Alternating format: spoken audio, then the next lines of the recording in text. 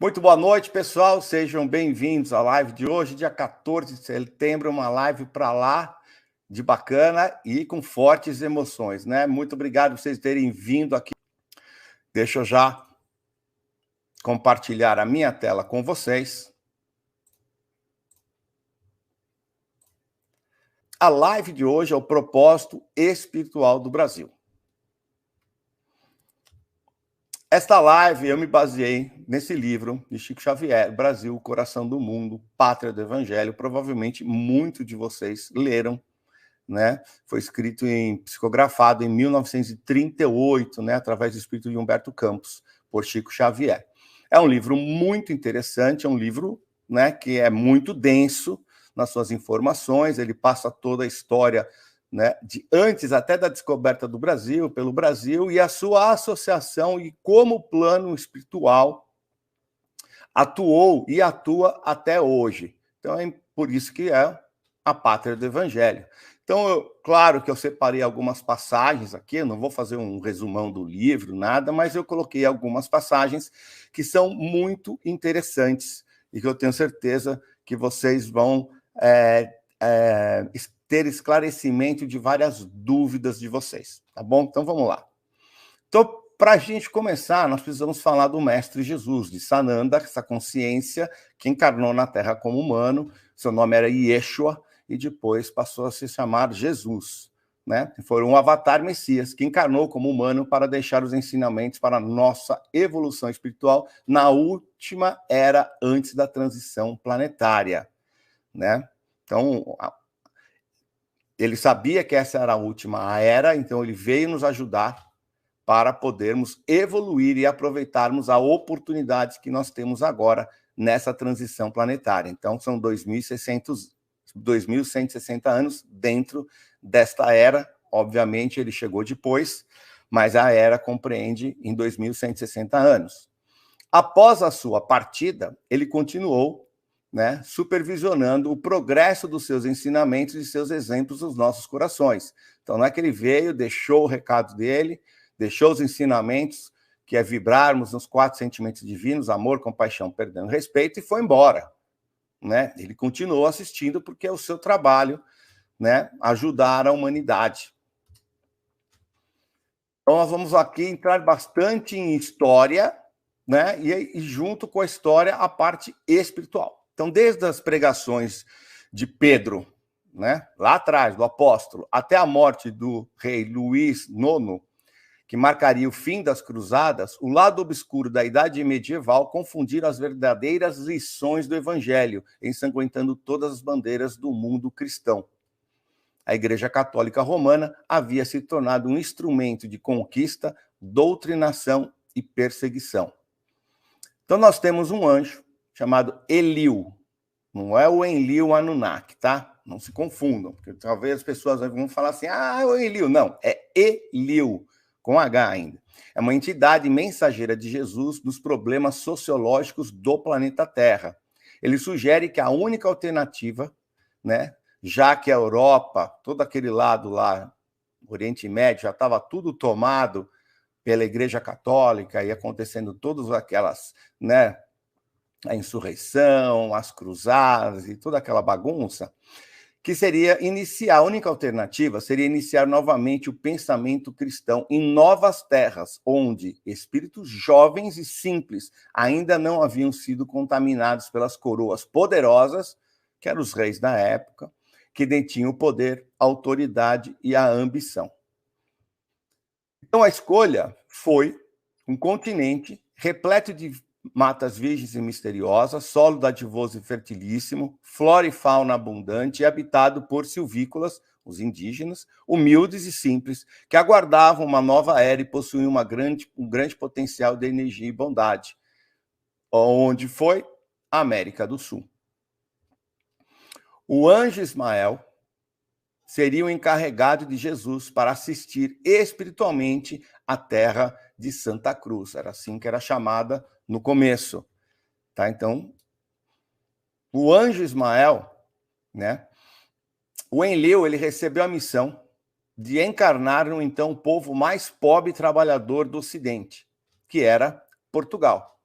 Portugal, naquela época, né, um país pequeno, um país pobre, muito trabalhador, foi escolhido para Elil vir à Terra, encarnar. E ele encarnou, né, como o infante Dom Henrique. Sua missão foi instituir um roteiro de coragem para transpor a imensidão do oceano ao encontro do novo mundo, a terra de Santa Cruz. Então, nós tivemos a expedição celta, que é importante colocar aqui, desde a expedição celta para o norte africano, né? Celta fica aqui no norte da África, perto do Estreito de Gibraltar, né? Dom Henrique de Sagres, né? O infante de Sagres, tinha certeza da existência de terras maravilhosas, desconhecidas, vizinhas à África. Ele deixou isso, né, transcrito. E isso foi comprovado posteriormente pelo mapa de André Bianco, vocês podem pesquisar, datado de 1448, quando ele fez o mapa mundi, né, do mundo. Ele mencionava que existia, sim, uma região fronteira à África, separada apenas pelo oceano. Para os navegadores portugueses, a existência da grande ilha austral, aqui, não era um assunto ignorado. Eles sabiam que existiam terras aqui. Então, o Cabral, ao desviar-se da rota, né? Então, eu estou resumindo porque o livro conta toda a trajetória, né? De todos os reis, o que aconteceu. Só que aí eu tenho que falar o livro para vocês, tá?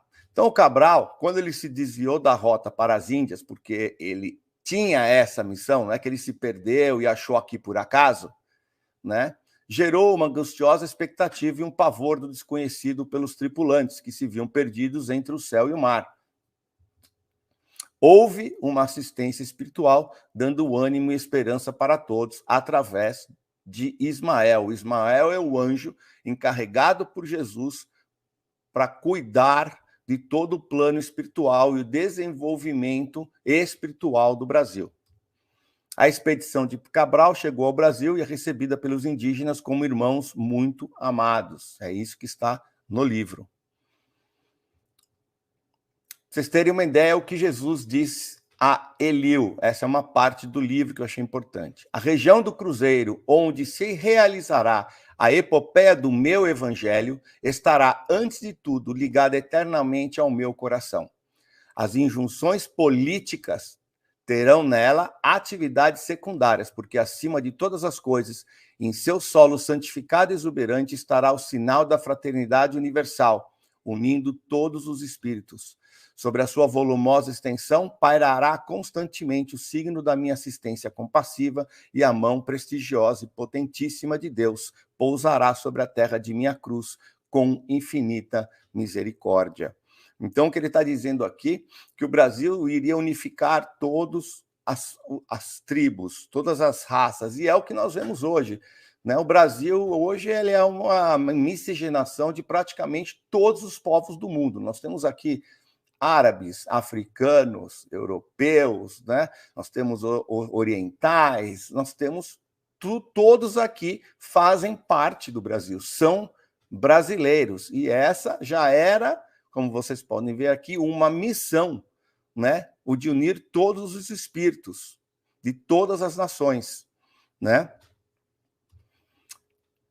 A unidade do divino. Então, olha só que interessante. Mesmo Portugal, né, sendo um país pequeno e enfraquecido com tudo o que estava acontecendo lá na Europa, depois veio Bonaparte, né, ele conseguiu conservar ao longo de 3 séculos, ou seja, 300 anos, a unidade territorial de uma pátria, Brasil, com mais de 8 milhões e meio de quilômetros quadrados e 8 mil quilômetros de costa marítima. Isso nunca aconteceu na história da humanidade. Na história da humanidade sempre eram conquistas, perdia a terra, conquistava a outra. Ele foi o único que conseguiu manter um território tão grande como o Brasil. Para vocês terem uma ideia, as possessões espanholas, elas geraram mais de 20 repúblicas diversas. E a gente tem, né, um exemplo aqui na América do Sul. Né? Era tudo espanhol e virou Chile, Argentina, Uruguai, Paraguai, Equador, Colômbia, Venezuela e assim por diante. São 20 repúblicas. Os Estados Unidos, o seu território atual, é graças a anexões, com lutas, com guerras, que foi no caso dos estados da Louisiana, do Novo México, do Alasca, a Califórnia, que pertencia ao México, o Texas também e Oregon. Então, os Estados Unidos não tinham o território que ele tem hoje. Olha como os estados aí tão importantes foram anexados posteriormente através de conquistas, né, e de combate. Só o Brasil conseguiu manter-se uno e indivisível na América. Isso já era coisa do plano universal para cá. O coração geográfico do planeta não podia se fracionar. Então, quem era o anjo Ismael? Jesus destina ao anjo Ismael, um elevado mensageiro seu, a missão de ser o zelador dos patrimônios imortais que constituem a terra do cruzeiro. Ele deveria reunir as falanges do infinito para cooperarem na construção da pátria do evangelho. Tem que ser construída, não é uma coisa que é de falar assim, vocês são a pátria do evangelho, né? E pum. Não. Ia demorar muito até os dias de hoje. Né? O cristianismo deveria reviver e a bandeira